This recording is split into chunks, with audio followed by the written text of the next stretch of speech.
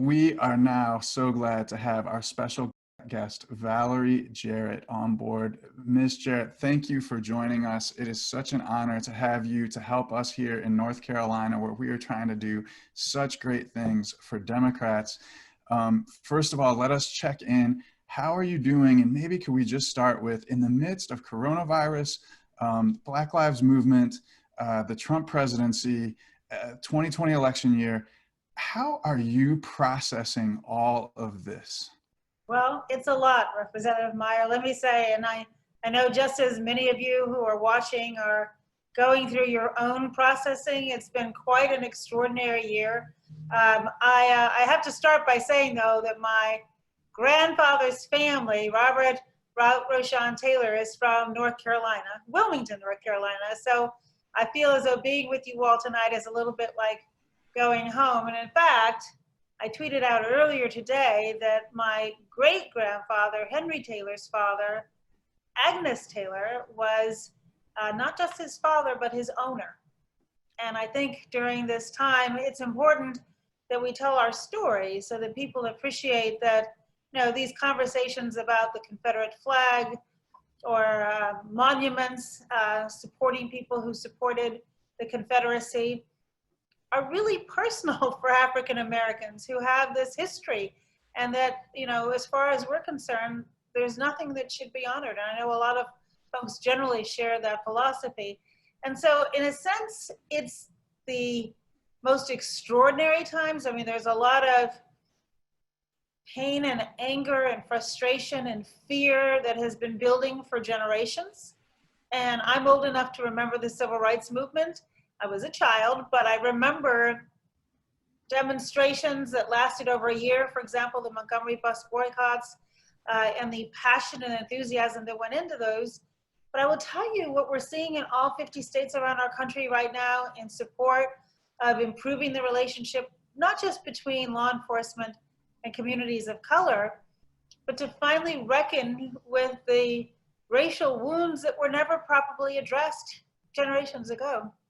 And that widespread support for this movement, every poll I've seen, gives me encouragement. And we've already seen cities and states around the country take action, and even Congress considering taking action. And that's really unusual for them to consider actually approaching something in seriousness. And so I'm heartened and hopeful, but I'm also so just deeply troubled that it took this kind of a crisis, both a pandemic that is ravaging communities of color in ways that it is not the general population, showing these health disparities, that we have too many examples of boys and young men of color, and now girls of color too, and women of color, who are just, and their families, terrified. Yeah. And that fear has been going on for as long as I can remember, and as long as my parents could remember. So change is slow.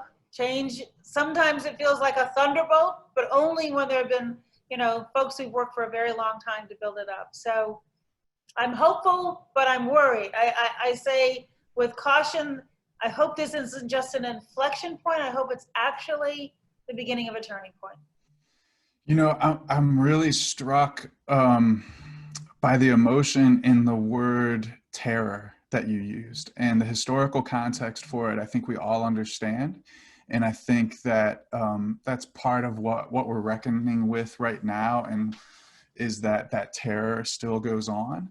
And when you were serving in the White House, so many of us thought that maybe we were ready to turn the page on terror, and we're not. And so I wonder if you could talk about just how do you maintain hope in the face of that reality? Where do you get that resilience from? Well, part of it, I think, is from my parents telling me stories about my ancestors whose shoulders that I stand on. I started out talking to you about my great-great-grandfather and his father, but he, who was born a slave, Henry Taylor, born a slave, living under the same plantation with his father/owner, when he was freed after the Civil War, he became a carpenter. And he saved enough money to send his son, my great-grandfather, to MIT. The first African-American to go to MIT, the first African-American to be trained as an architect. And he went on to design much of Tuskegee University's campus. And so I think part of what I try to do is to take the long view. That's what enables me to be resilient. Because anytime I get scared, I think about what must that have been like for my great grandfather to leave Wilmington and go up to Boston and know he was going to be the only, and that the people who met him probably only knew Black people who worked in their homes. And so that sense of legacy gives me resilience. And my parents, they grew up during Jim Crow, and they always said to me, you're going to have to work twice as hard. And they didn't have to finish the sentence. We all knew what that meant. And so there was always this expectation that life was not going to, be a bowl of cherries, and that you'd have to work and be resilient and try hard. And in fact, my parents never believed that Barack Obama would be elected president. They thought that was just the craziest idea in the world. And when I was working on his campaign, they would send little subtle hints like, why don't you get back to your day job? And when he won, my mom said to me, how did you know he could win? And I said, because you raised me to believe that if you worked twice as hard and you were resilient, that anything was possible. You know what she said to me? Well, I never believed that.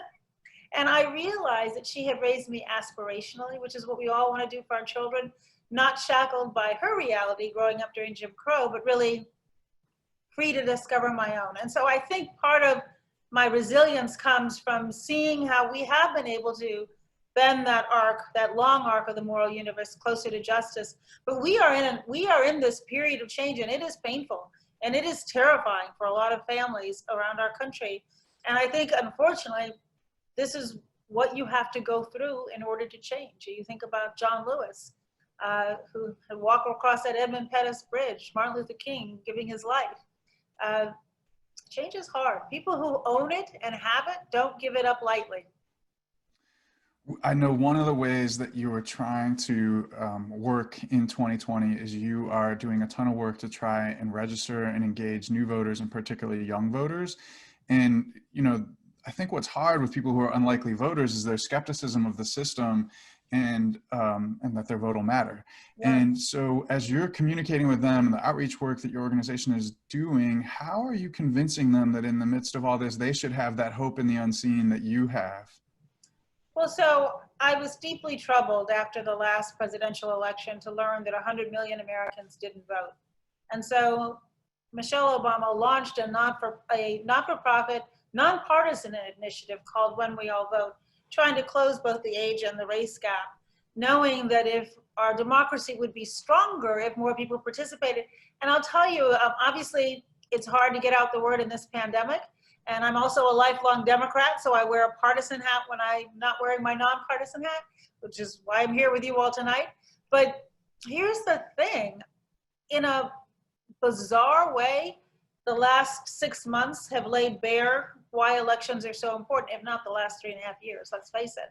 We've seen what happens when the tone coming from the top is divisive, is polarizing, is racist.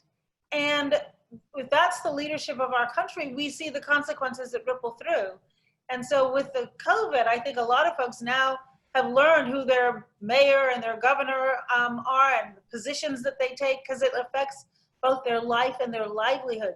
People who've been awakened by the Black Lives Matter movement see it matters who is selecting the police commissioner. It matters who the prosecutors are who are deciding whether or not to bring charges, the attorney general. So it's been a very painful civics lesson. And I have to say that I have been heartened by the number of young people who seem activated, who seem determined, and who are now understanding the connection between the issues that they care about and voting. And I think for a while, you're right, they were thinking, well, what difference does my vote make? And I don't like any of the candidates, and nobody speaks to all of my issues. Nobody's perfect. And what I say to them is, look, when you grow up, you're not going to have a perfect partner. Your parents aren't perfect. Nobody's perfect. So stop looking for the perfect candidate. Find the person who most closely shares your values and cares about what you care about. And then you have to choose. It's the social contract we have to be a part of a democracy. I think voting should be mandatory. I can't seem to get any traction on that issue, but I think every American who has the privilege to vote should look at it as a responsibility. And so we are just busy trying to get that message out. Oh, well, I am pleased to be the primary sponsor of the Let North Carolina Vote Act, which would make sure that all North Carolinians who are eligible were registered to vote. We haven't quite gone to the mandatory voting level yet, but maybe we'll get there. I like it. I do want to ask you about in 2020, you lay out the stakes for how important this is. When you look from the national level here at us in North Carolina, where are we from your view, and where the national stuff is going to happen? Look, I still like to call you purple. And I think if everybody votes you're blue, you've just got to come out in record numbers. And I think it's so important that, to your point, it matters who are in our state houses around the country. It matters who's in our congressional delegation around the country. And we know that by supporting the top of the ticket, we expect it to help down ballot candidates as well. And so I think, to my point earlier, it matters who's in your state house, who's appropriating money, setting budgets, drawing lines that affect your districts. All of that is important.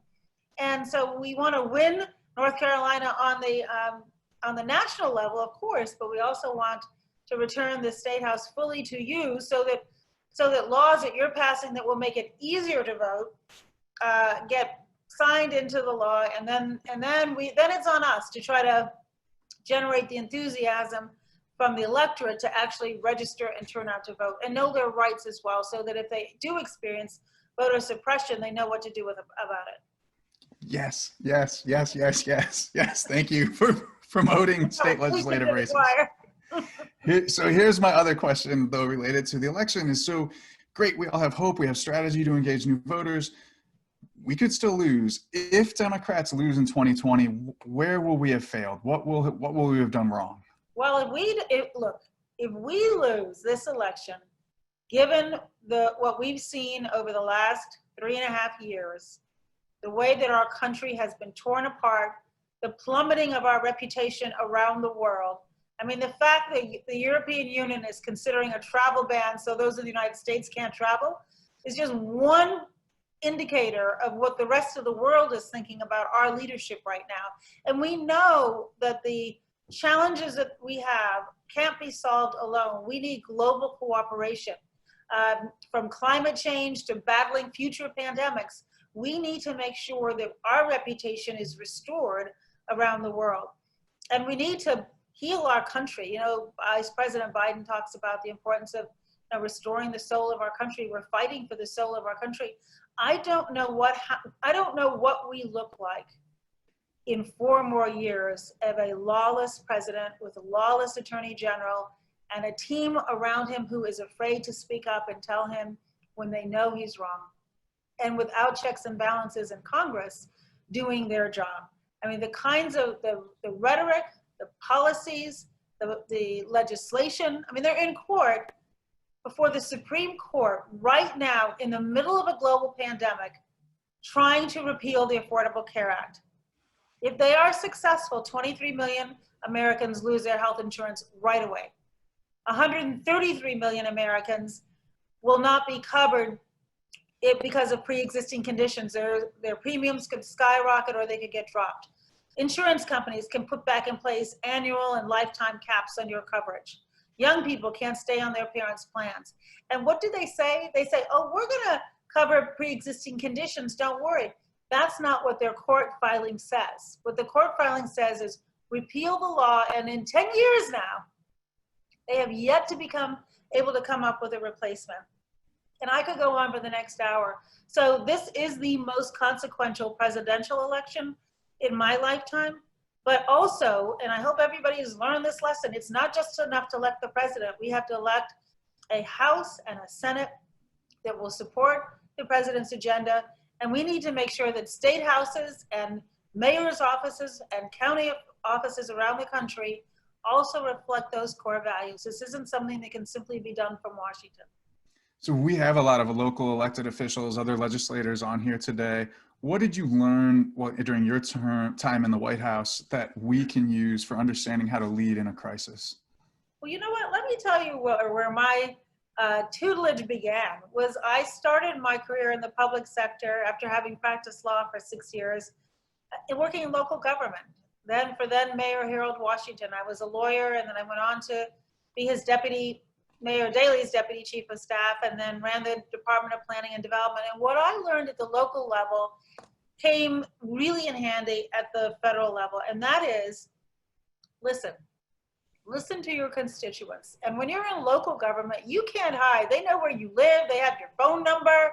They come up to you in the grocery store. It's 24/7, and that's as it should be. And so there at the local level, I learned that public service is truly about service. It's not about us, it's about those we serve. And when I was in Washington and had the privilege of staying all 8 years working with President Obama, what I think I learned most is that you can never lose sight in a crisis of why you're there. So when you are the president of the United States, you shouldn't be looking at how many followers you have on Twitter or Facebook. You should be paying attention to how many people are dying from a pandemic.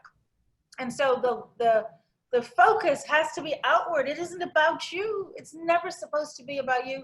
If it is about you, then you're not a public servant. And so I always encourage folks at every level of government to have, one story, one person, somebody that gives you that gut check, that when you're having a tough day, gives you that true north, that you don't lose your moral compass, you don't lose your integrity, you don't lose the long view. And look, it's hard. I don't have to tell you, it is hard in this climate being an elected official, but that's the job. And it's also a privilege to be able to serve. And so keeping those values front and center and your objectives, while you have to react to the crisis of the day, you still have to remember that it's a finite period of time. You have the privilege of having taken that oath, and you don't want to look back and say, I didn't do absolutely everything I could. It is a privilege, and I appreciate that reminder. It really is a privilege. I have one more question for you. Sure. This is for folks in the audience. I think we are in a time where lots of folks find it difficult to know how to talk to family members, co-workers, people in your church about where we're at with this intersection of politics, race, healthcare, et cetera. What advice would you give folks for just how to have those everyday conversations that can move people, change minds, and influence hearts? Well, I would say do unto others as you'd have them do unto you. So it's uncomfortable to have conversations such that the ones that need to be had, and I think particularly the younger generation isn't as at ease having uncomfortable conversations because they don't have to have them. They just, send a text on their phone and it's kind of talking at somebody and not with one another. And I think we have to put down our phones and we have to listen. We have to be empathetic. And I think we have to be vulnerable enough to tell our stories. And it's really through the storytelling that I think people connect. I mean, as excruciating as it was to watch George Floyd's slow death, it was a story. I mean, listening to his words, looking at the expressions of those police officers, seeing the callousness, it shook us up because we watched it on video. And so we have to be willing to tell our own stories and make ourselves vulnerable. And we have to be willing to say things that we know might make somebody else uncomfortable. But if you say it with love, and if you say it with respect, and you are sincerely willing to listen to their side as well, I mean, we have to listen most closely to those with whom we disagree. And we might find we're just going to disagree, but that doesn't mean we have to be disagreeable. And we also might find that when we open our hearts, we see a different perspective. And again, that's part of why today I didn't want to just say take down the Confederate flag or take down the monuments. I wanted to explain as personally as I could how deeply painful and offensive it is for me and for my family to see symbols that really authorized, legalized rape. I mean, I am a product of rape. And when you put it that way, people hear you in a different way. Now, is it painful for me to say that? Yes. And I think sometimes people will just see Black people who have different complexions and they never stop to think, well, how did that happen? And so get comfortable being uncomfortable and just be kind and be respectful. Valerie Jarrett, thank you so much. I am so touched by your point about storytelling. I think that has been true in my experience, and I think that we are in a period of time where that's just what's called for, is those opportunities to share stories across difference. And I hope I'm sure everyone on here will take that to heart and try and do the best. So inspiring. Any closing words you want to give us before we let you go? Register and vote, and know that the change that we want to have happen is in your hands. I think sometimes people sit around and expect other people to improve their lot in life. We all have to feel an ownership in the stake of our country. And the most essential, basic way of doing that is being an educated and informed voter. But then you got to hold your elected officials accountable. And by in so doing, you actually empower them to do what's in your interest. So thank you for letting me return home for a few minutes tonight, and be well, be safe, hug your family if you can. If you can't, send them a virtual hug, and try to surround yourself with love. We are so honored. Thank you. And thank you for your All love. right. Thank you for gracing us. Thank you. Have a safe evening, everybody. Bye-bye.